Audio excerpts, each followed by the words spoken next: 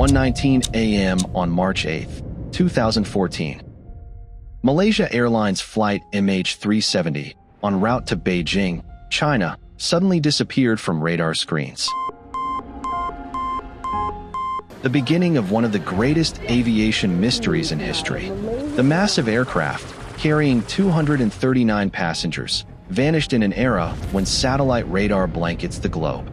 A story considered to be a far-fetched tale. Today, after more than a decade of searching, the final answers have been revealed. The evidence is being released piece by piece. Dead zone, in the airspace between Vietnam and Malaysia. State-of-the-art radar evasion techniques. Subduing the flight crew and passengers. The final desperate distress call from the ill-fated flight. And who is the culprit behind it? All will be answered in this analysis. On March 7, 2014, Kuala Lumpur International Airport, Malaysia. Malaysia Airlines International Passenger Flight MH370 is undergoing final checks in preparation for its 5-hour, 34-minute journey to Beijing Capital International Airport in China. The aircraft in operation was a Boeing 777-200ER, the largest twin-engine jetliner in the world. It had the #1 safety record of any aircraft ever built, with 2 massive Rolls-Royce Trent 875 engines. In addition to its radio wave information system, it also possessed a transponder positioning radar and a SATCOM satellite communication system. On board the aircraft were a total of 227 passengers and 12 crew members. The passengers came from 14 different countries, including 153 Chinese citizens returning home, and 2 Iranian passengers who were later discovered to have used forged passports to board the plane. The flight's captain was Zahari Ahmad Shah, 53, one of the most outstanding and experienced pilots in Malaysia, who also held an important position at the national airline. His colleagues described the captain as a technical master with 18,365 flight hours and 16 years of experience flying the Boeing 777. Captain Zahari's life revolved almost entirely around food, family, and airplanes. When he wasn't working, he stayed home to cook and used a flight simulator to hone his skills. He also had a YouTube channel dedicated to DIY projects where he taught how to repair household appliances. On the surface, he appeared to have a happy married life with his wife and 3 children. But in reality, according to some rumors, just days before the flight, his wife had filed for divorce after discovering his infidelity. The flight's first officer was Farik Abdul Hamid, 27, a graduate of the Langkawi Aerospace Academy. He was thoroughly trained to become a pilot. MH370 was his final Boeing 777 training flight, after accumulating a total of 2,763 flight hours. At 0:30 local time, a total of 49,100 kilograms of fuel was pumped into the aircraft, allowing it to fly continuously for 7 hours and 31 minutes, 2 hours more than the scheduled journey. Nearly 5 tons of mangosteen and 221 kilograms of lithium-ion batteries were loaded into the cargo hold. Although this poses a significant risk of fire and explosion, reports indicate that the items were packaged with extreme care. Furthermore, this is not the first time such goods have been transported on a commercial flight. At 0:42, MH370 received clearance for takeoff from runway 32R.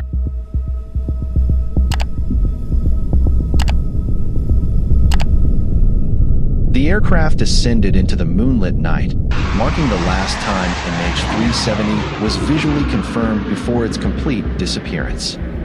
At 42 minutes and 5 seconds, ATC cleared MH370 to climb to 18,000 feet and proceed directly to the Iguri waypoint, where it was to be transferred to Kuala Lumpur Air Traffic Control on frequency 132.6 MHz.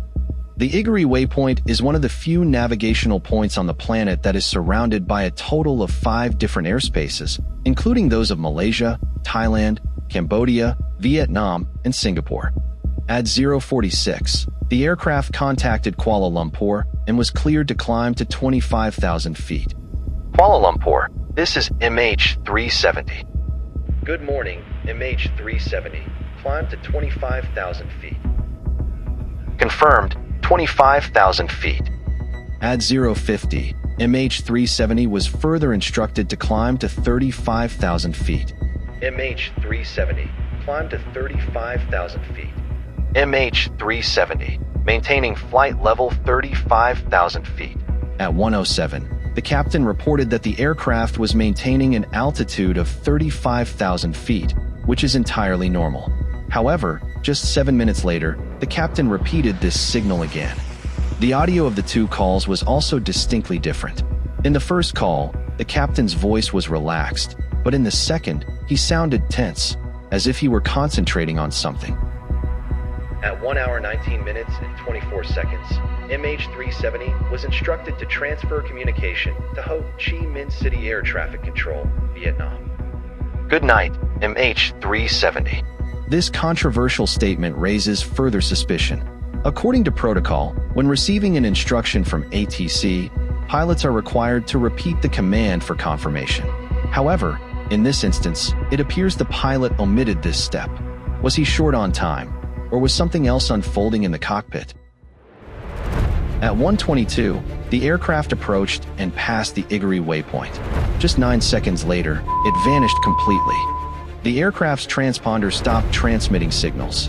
According to the final 37 seconds of recorded data, the plane made an abrupt 180-degree left turn. It's as if someone deliberately interfered with the flight's trajectory.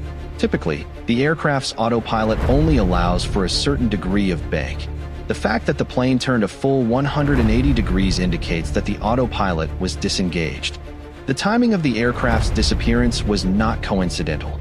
It occurred precisely during the handover between Kuala Lumpur Air Traffic Control and Ho Chi Minh City Air Traffic Control. This meticulously planned action suggests that whoever was in control of the aircraft was well aware that this was a period of reduced vigilance from both Vietnamese and Malaysian ground control, a so-called dead zone in airspace coverage. Simply put, while Malaysian authorities believed their responsibilities had been fulfilled, Vietnamese authorities were merely awaiting MH370's contact. It wasn't until 17 minutes after MH370 vanished that Vietnam recognized the anomaly and contacted Malaysia. A pilot from another flight attempted to reach the MH370 crew using the International Aeronautical Distress Frequency, relaying the request from Vietnamese ATC. However, all that was received were faint static noises and an unsettling silence. It wasn't until 17 minutes after MH370 vanished that Vietnam recognized the anomaly and contacted Malaysia. A pilot from another flight attempted to reach the MH370 crew using the International Aeronautical Distress Frequency, relaying the request from Vietnamese ATC. However, all that was received were faint static noises and an unsettling silence. According to available information, immediately after the left turn, the aircraft continued to move southwest across the Malaysian peninsula. This maneuver simultaneously allowed it to travel between Thailand's Adiz and air route M765, avoiding any oncoming traffic. The ADIZ area is an air defense identification zone under the control of the Thai military, which means that the person piloting the plane must have been very familiar with the airspace. He was trying to take the aircraft out of the observation of any ATC. This theory is reinforced when it passed Penang Island in Malaysia.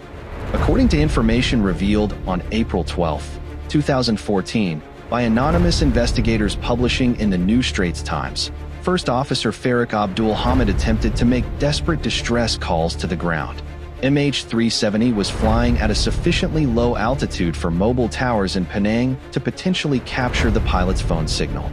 However, these signals were extremely weak and quickly disappeared. It is clear that passengers and crew were instructed to turn off their phones during the flight, so any attempt to make a call would strongly indicate that something terrible was happening. If you still have doubts, consider another signal that is even more reliable than the co-pilot's calls: SATCOM. Like many aircraft models, the Boeing 777 is equipped with a satellite communication device called SATCOM. It receives and sends signals from the ground, providing a detailed and complete record of flight data. This SATCOM system is linked to the Inmarsat network, a British telecommunications company specializing in providing global mobile services via 3 geostationary satellites. The Boeing 777-200ER connects with SATCOM and the ground through the SDU installed on the aircraft. However, at 2:03, when Malaysian authorities attempted to contact the aircraft via satellite message, there was no response. Australian investigators suggest that the aircraft may have experienced a power loss. If a pilot intended to perform nefarious actions, or if hijackers were in the cockpit, they could attempt to cut off power by pressing the bus tie switch and the battery control switch in the cockpit.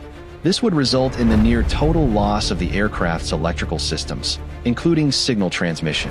However, the engines would continue to function normally, as they have an independent power supply. With the aircraft experiencing a complete power loss, an air-driven turbine located beneath the fuselage, which generates energy by spinning in the wind, would produce a small amount of electricity. This energy would be used to power the captain's instruments and several other critical systems, such as navigation displays and guidance equipment. However, this would not include lighting or the autopilot system. At this point, the aircraft had become a ghostly machine, silently hurtling through the night. So where were the passengers and other crew members, and why did they not react? The proposed answer is that the hijacker took advantage of the passengers resting, then reduced the cabin pressure to a minimum level to easily control them. At altitudes above 10,000 meters, when oxygen levels drop to a minimum, passengers would quickly lose consciousness and become unconscious. Although oxygen masks were deployed, they could only sustain breathing for passengers for 22 minutes, and oxygen tanks for only 44 minutes, while the oxygen tank in the cockpit operated for 27 hours. At 2:22, all traces of the flight completely disappeared from any radar. From this point, the hijacker would mislead investigators into believing that the aircraft might have crashed in the Bay of Bengal or the Andaman Sea, while their true intention was to bring the aircraft down into the Indian Ocean, one of the two deepest oceans in the world. However, the hijacker did not expect that they would be betrayed by the GPS positioning system. At 2:25, the SATCOM satellite system suddenly reactivated, with the Flight Data Unit, SDU, sending a login request. This occurred just over an hour after passing the Iguri waypoint. The SATCOM system operates on a principle that if it does not receive a signal for an hour, it will send a new request. The aircraft's descent into the Indian Ocean was proven by Inmarsat.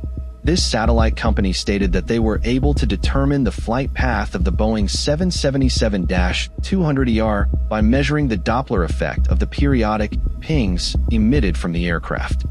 Although MH370's main reporting and communication systems were disabled, one of Inmarsat's satellites continued to receive 7 automatic pings per hour from the aircraft.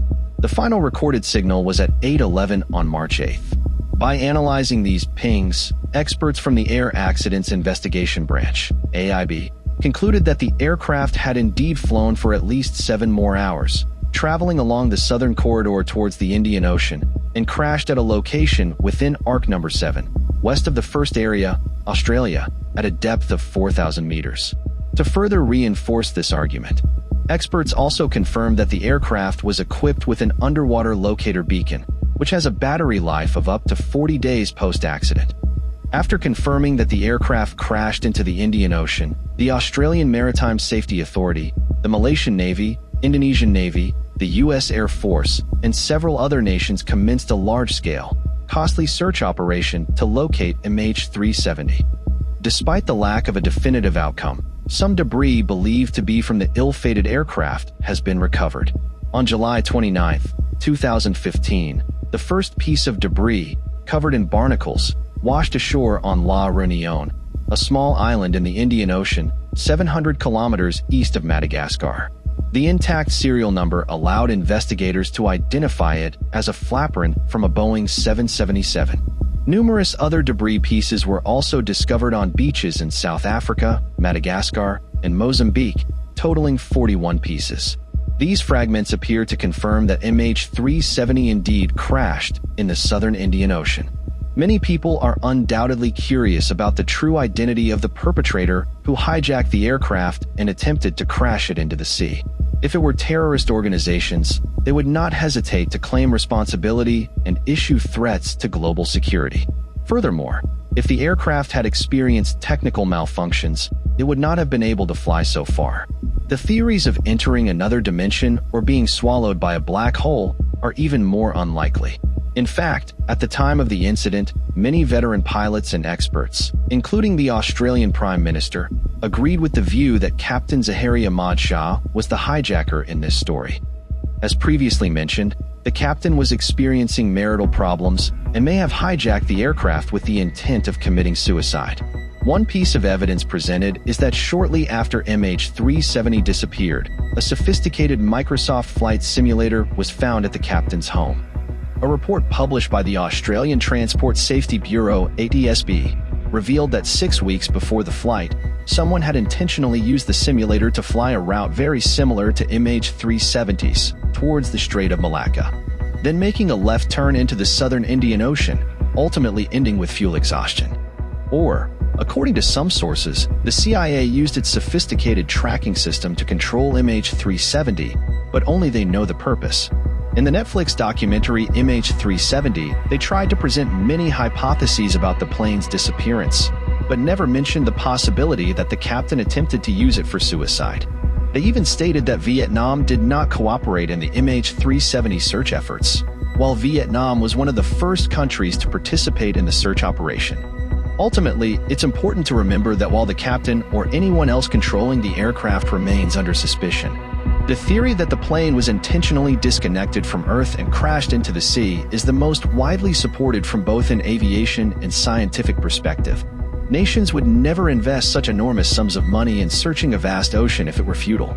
In fact, they likely already have their own answers. Hope after a decade of disappointment. In August 2023, Richard Godfrey, a retired British aerospace engineer who had worked with NASA, Boeing, and Airbus, along with his colleagues Dr. Hannes Kutzi and Professor Simon Maskell, with the support of the University of Liverpool, UK, announced that they had used WSPR to locate the missing aircraft.